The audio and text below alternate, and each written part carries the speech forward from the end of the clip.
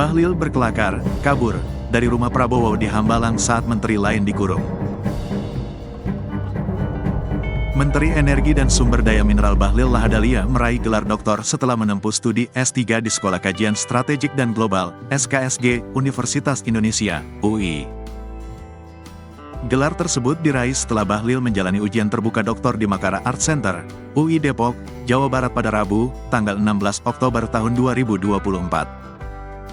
Ketua Umum Partai Golkar itu mengungkapkan bahwa dirinya telah mengunjungi kediaman Prabowo Subianto di Hambalang, Bogor, Jawa Barat, sebelum mengikuti sidang terbuka. Meskipun telah menghadiri pengarahan tersebut, Bahlil enggan memastikan posisinya sebagai menteri di kabinet Prabowo.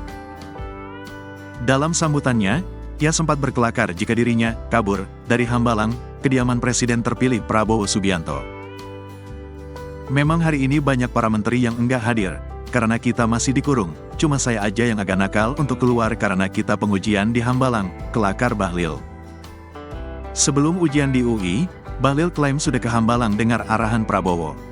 Ketua Umum Partai Golkar Bahlil Lahadalia mengungkapkan bahwa dirinya telah mengunjungi kediaman Prabowo Subianto di Hambalang, Bogor, Jawa Barat, sebelum mengikuti sidang terbuka program doktor di Pascasarjana Kajian Strategi dan Global Universitas Indonesia, UI, pada Rabu, tanggal 16 Oktober tahun 2024. Meskipun telah menghadiri pengarahan tersebut, Bahlil enggan memastikan posisinya sebagai menteri di kabinet Prabowo. Ia menegaskan, keputusan mengenai susunan kabinet sepenuhnya merupakan kewenangan Prabowo sebagai presiden. Saya nggak tahu, yang tahu kan kewenangan prerogatif Pak Presiden Prabowo, ujarnya.